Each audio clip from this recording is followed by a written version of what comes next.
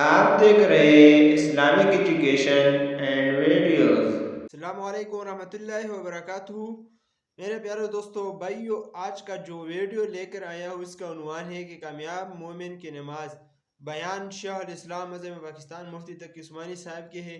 Video بالکل بھی skip مت کرنا، اینڈ تک دیکھو۔ شیخ الاسلام مذہب پاکستان مفتی تقی عثمانی صاحب نے بتایا کہ نماز کیسا پڑھنا چاہیے، کس طرح پڑھنا چاہیے، خشوع اور حضور کے ساتھ پڑھنا چاہیے۔ تو ویڈیو پلے کرتا ہوں، ویڈیو اینڈ تک دیکھو اور دوسروں لوگوں کے ساتھ بھی شیئر کرو۔ تو چلو ویڈیو پلے کرتا ہوں۔ وہ مومن فلاح یافتہ ہیں جو اپنی نمازوں میں خشوع اختیار کرتے ہیں،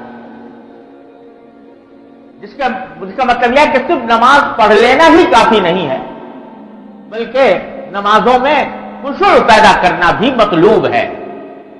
اور نماز اس وقت تک کامل نہیں ہوتی جب تک کہ اس میں خشوع نہ ہو۔ خشوع کا کیا مطلب ہے؟ خشوع کو عربی زبان میں خشوع کا مطلب ہوتا ہے کہ دل کا کسی چیز کی طرف متوجہ ہو کر جھک جانا، اس کو خشوع کہتے ہیں۔ ایک لفظ ہوتا ہے خضوع، آپ نے سنا ہوگا کہ فلاں شخص بڑے خضوع و خشوع سے نماز پڑھتا ہے۔ ایک ہوتا ہے خضوع جو واد سے ہوتا ہے، خے کے بعد واد ہے۔ اس کے معنی تو یہ ہے کہ اعضاء جو انسان کے ظاہری اعضاء ہیں وہ جھکے ہوئے ہوں اللہ تعالیٰ کے سامنے، یعنی ان کے اندر آدمی باادب کھڑا ہو اللہ تعالیٰ کے سامنے۔ جس طرح نبی کریم سرور دو عالم صلی اللہ علیہ وسلم نے جس انداز سے نماز پڑھی ہے کہ ہاتھ صحیح جگہ پر باندھے ہوئے ہوں، نگاہ سجدے کی جگہ پر ہو، اور جب رکوع کرے تو آدمی پوری طرح کرے، سجدہ کرے تو پوری طرح کرے، جو ظاہری اعضاء ہیں وہ اللہ تبارک و تعالیٰ کی بارگاہ میں جھکے ہوئے ہوں، اس کو کہتے ہیں خضوع۔ اور خشوع شین کے ساتھ جو ہے اس کا مطلب یہ ہے کہ آدمی کا دل جھکا ہوا ہو اللہ تعالیٰ کی طرف، یعنی نماز کے اندر اس کو یہ احساس ہو کہ میں اللہ تعالیٰ کے سامنے کھڑا ہوں، اللہ تبارک و تعالیٰ کی عبادت کر رہا ہوں، اللہ تعالیٰ مجھے دیکھ رہا ہے، میں اللہ تعالیٰ کو ایسا لگتا ہے کہ میں اللہ تعالیٰ کو دیکھ رہا ہوں، ورنہ کم از کم یہ کہ اللہ تعالیٰ مجھے دیکھ رہے ہیں۔ یہ ہے خشوع۔ اب آج کل یہ بات اگر ہم سب اپنے دلوں کو ٹٹولیں اور اپنا جائزہ لے کر دیکھیں تو وہ لوگ بھی جو پانچوں نمازوں کے پابند ہیں، وہ اگر اپنی نمازوں کی طرف متوجہ ہوں تو شاید ہی کوئی اللہ کا بندہ ایسا ہوگا جو نماز کے اندر خشوع کا ویسا اہتمام کرتا ہو جیسا کہ مطلوب۔ اور بعض لوگ تو بالکل مایوس ہو جاتے ہیں اور یہ سمجھتے ہیں کہ ہم سے خشوع ہو نہیں سکتا، کیونکہ ہمارا دل و دماغ جب نماز پڑھنا شروع کرتے ہیں تو دل کہیں ہے، دماغ کہیں ہے۔ اور عام طور سے حالت یہ ہوتی ہے کہ جب آدمی نے نماز شروع کی تو ایسا ہوا جیسے کہ کوئی سوئچ آن کر دیا گیا اور آٹومیٹک مشین کی طرح زبان سے الفاظ نکل رہے ہیں اور نکلتے جا رہے ہیں، دل کہیں ہے، دھیان کہیں ہے، اور نہ سجدے میں دھیان ہے نہ قرات میں دھیان۔ یہاں تک کہ بعض اوقات ایسا ہوتا ہے کہ جب نماز پڑھ کے آدمی فارغ ہوا، اگر اس سے کوئی پوچھے کہ پہلی رکعت میں کون سی سورت پڑھی تھی اور دوسری رکعت میں کون سی سورت پڑھی تھی تو بعض اوقات یہ بھی یاد نہیں۔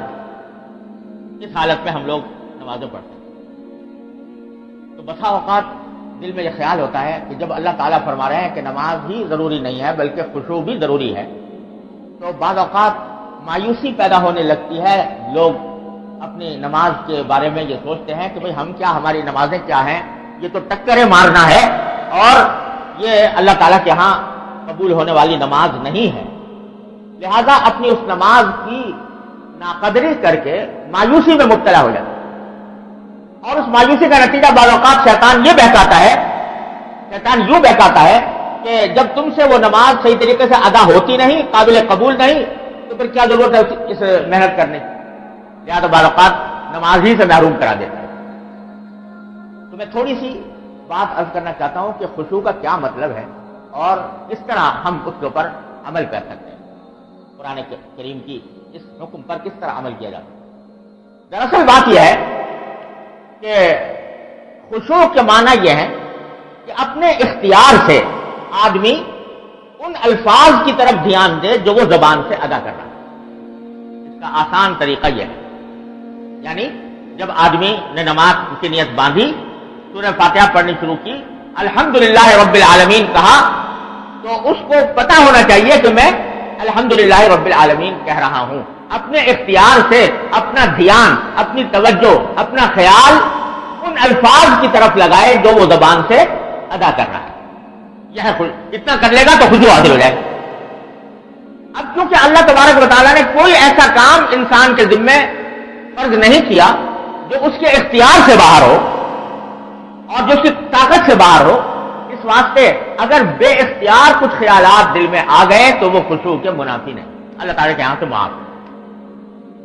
آپ نے نماز پڑھنی شروع کی، دھیان شروع میں لگایا، اللہ اکبر دھیان سے کہا، سبحانک اللہم پڑھا، ابھی پڑھائی تھا کہ ذہن کسی اور طرف غیر اختیاری طور پر چلا گیا، تو وہ غیر اختیاری طور پر جو چلا گیا ہے وہ معاف ہے اللہ تعالیٰ کے یہاں، اور اس کے نتیجے میں وہ آپ کے اوپر کوئی گناہ نہیں.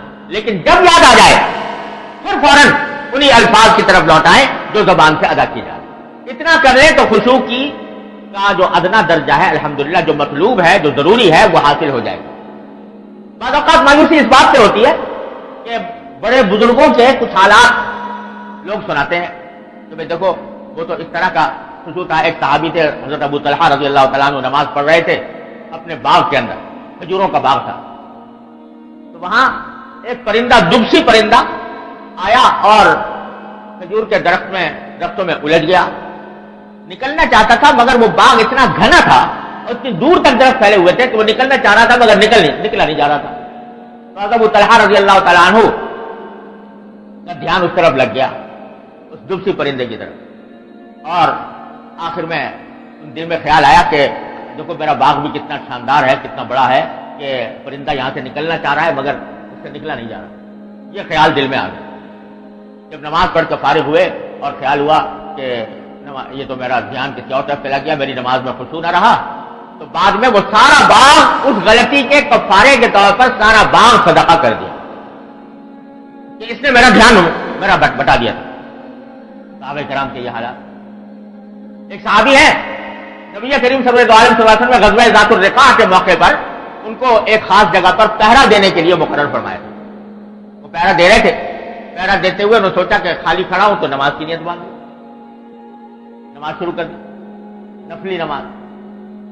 نماز کے دوران دشمن کی طرف سے ایک تیر آیا اور آ کر ان کو لگا اور اس سے خون کا فوارہ بھی جاری ہوا، لیکن انہوں نے نماز نہیں توڑی بلکہ نماز جاری رکھی یہاں تک کہ نماز پوری. اس وقت تک ان کو شاید یہ معلوم نہیں ہوگا کہ خون نکلنے سے وضو ٹوٹ جاتا ہے یا نماز ختم ہو جاتی ہے، لیکن ان کے اوپر ایسا غلبہ طاری تھا کہ بعد میں ان سے لوگوں نے پوچھا کہ آپ نے نماز کیوں نہیں توڑی؟ تو کہا کہ میں نے ایک سورت شروع کر دی تھی قرآن کریم کی اور اس میں ایسا لطف آ رہا تھا کہ اس کے طرف اس کو مجھے چھوڑنے کو دل نہیں چاہا.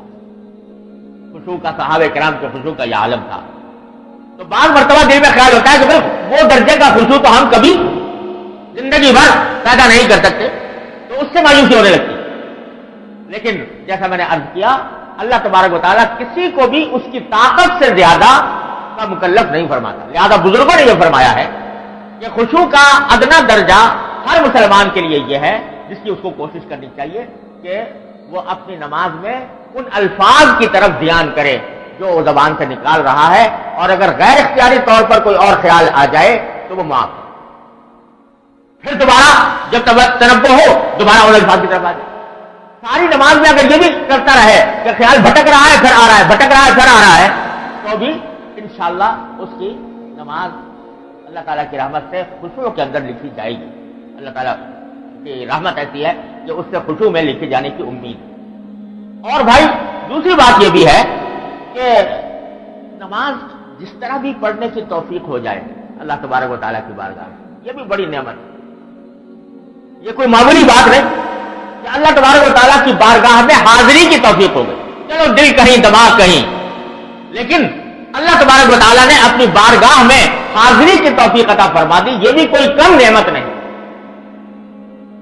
کتنے ہیں جن کو یہ بھی توفیق نہیں ہوتی، کتنے ہیں جن کو اس کا بھی موقع نہیں ملتا.